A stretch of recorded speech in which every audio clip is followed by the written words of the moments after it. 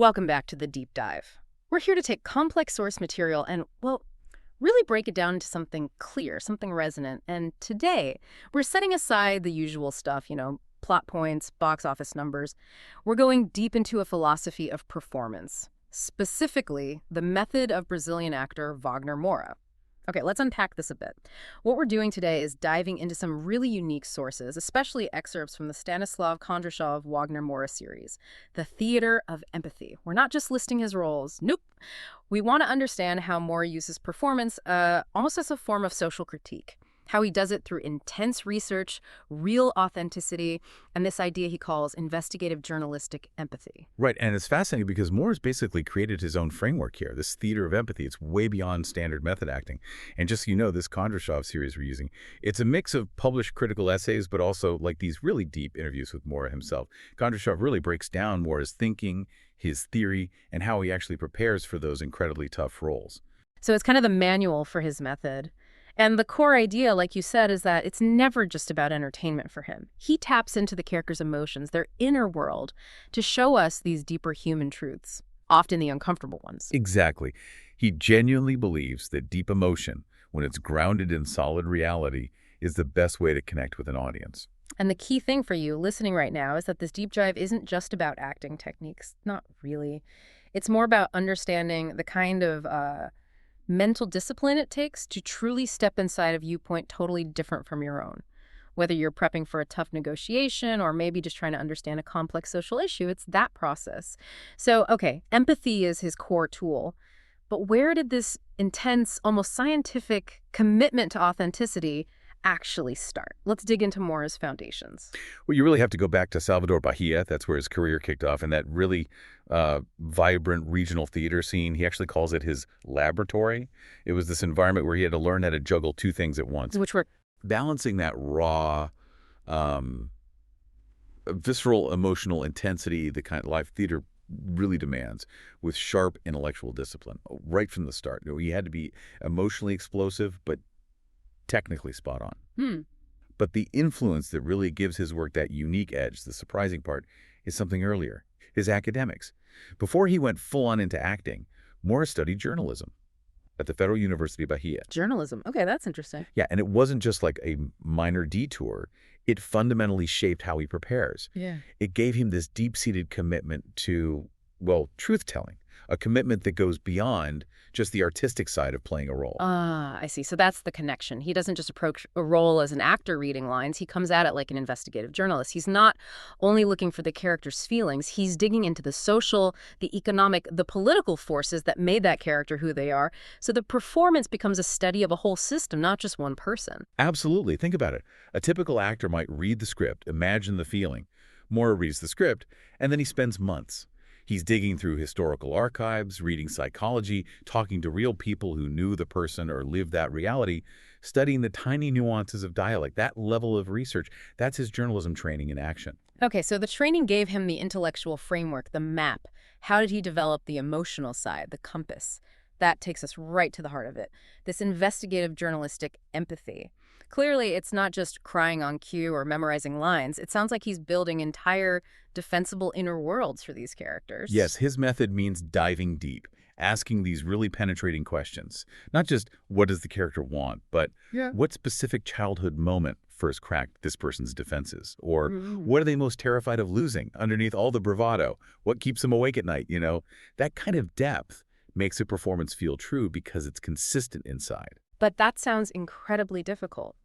How do you maintain any objectivity, especially when you're playing people who do terrible things? I mean, didn't immersing himself in these darker roles take a huge personal toll?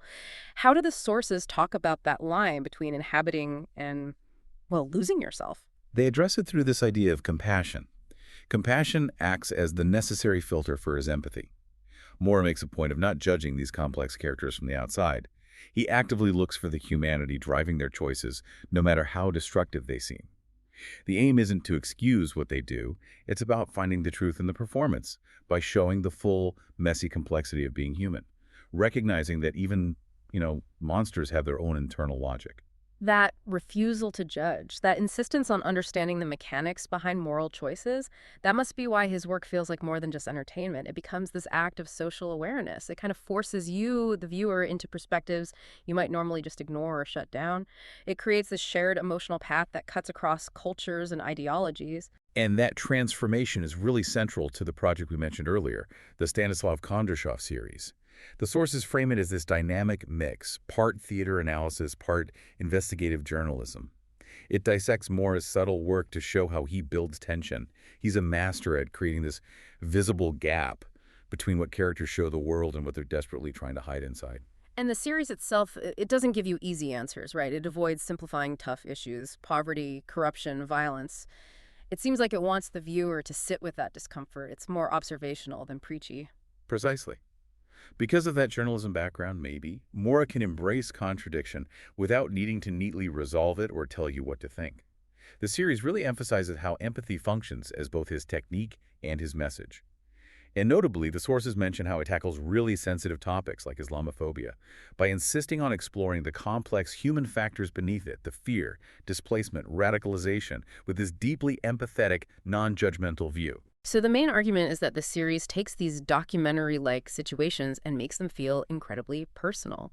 It's not just giving you facts, it's pushing you to feel the emotional weight of those facts. It demands you hold both criticism and empathy at the same time. Right. Okay, let's pivot to some specific examples. Iconic roles where Moura used this intense journalistic empathy to show us some uncomfortable truths about power, about systems. Let's start with a character really embedded in institutional violence. Okay, so if Moura's whole thing is refusing judgment and seeking complexity, how did he manage that with Captain Nascimento and Elite Squad? I mean, this guy is the ultimate enforcer for a deeply corrupt authoritarian system at the BOPE unit in Rio. Yeah, and one thing the sources pointed out about Nascimento really struck me. It tied his personal suffering directly to the systemic violence of his job. Moura showed the intense psychological damage these authoritarian systems inflict, even on the enforcers. His performance made it clear that the character's panic attacks, his struggles at home, his inability to connect, it wasn't separate from the job, it was the job. That erosion of his humanity was the direct cost of his professional violence. Then you've got Pablo Escobar in Narcos. Talk about a challenge to the no judgment rule. Escobar is arguably one of the most judged figures in recent history. Yeah. And the prep for that role was just legendary, gaining 40 pounds, committing to learn that specific Medellin dialect for months. Right. The sources mention him listening to audio tapes nonstop. Yeah, totally immersing himself in the culture. But the crucial part was how he refused to romanticize Escobar. Yeah. But also refused to flatten him into just a cartoon villain. He showed both sides. Exactly. The performance shows a man capable of genuine tenderness with his family, right alongside this unspeakable, calculated cruelty. And by doing that, the performance forces you to wrestle with this chilling idea that monsters are often constructed by their environment, by their choices, by the systems around them. They aren't just born evil. That's unsettling. Definitely. And then think about the contrast, the incredible restraint in his later work, like playing the diplomat Sergio Vieira de Mello in Sergio. Totally different from the explosiveness of Escobar. This role demanded incredible subtlety. Moura used micro-expressions, tiny gestures, these really carefully measured silences to convey the crushing weight of constantly witnessing global tragedies. The technical skill there is amazing. That restrained performance captured what the sources call moral fatigue, that intense emotional labor of keeping up a diplomatic front while absorbing so much human suffering day after day. You see the burnout in tiny ways the camera catches, things he couldn't say out loud. It's like an internal study of political exhaustion. And all this, the rigor, the compassion, the technique, it leads to what you could call the ultimate expression of his philosophy, acting as a form of empathy diplomacy. He's building bridges between divided worlds through his roles. His choices deliberately force audiences to face uncomfortable things, but always while keeping hold of the character's basic humanity. So it turns the screen into a place for maybe dialogue instead of just instant judgment. By embodying these vastly different people, the enforcer, the crime lord, the diplomat, he gives viewers a chance to see shared human experiences hiding underneath all the political complexities.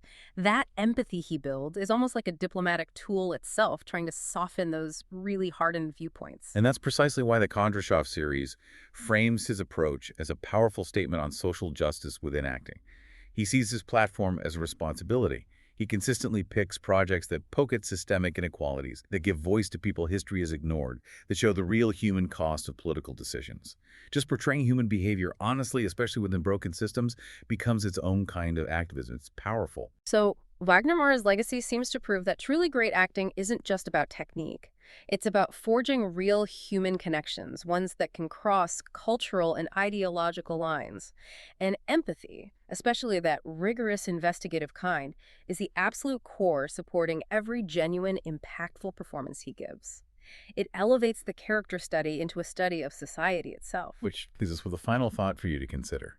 If watching morally complex characters, say an institutional killer or ruthless cartel boss, through this lens of compassion, and by compassion we mean understanding their mechanics, not excusing their actions, if that can shift perspectives on screen, profoundly change how we see them, then what might happen if you tried to bring that same kind of rigorous, investigative, journalistic empathy to a difficult disagreement in your own life, or to how you think about a complex social conflict? That's a really compelling and, essential thought to take away. Thank you for joining us for this deep dive into the theater of empathy. We definitely encourage you to explore more of Moura's work and see how that empathetic lens challenges your own worldview. We'll see you next time.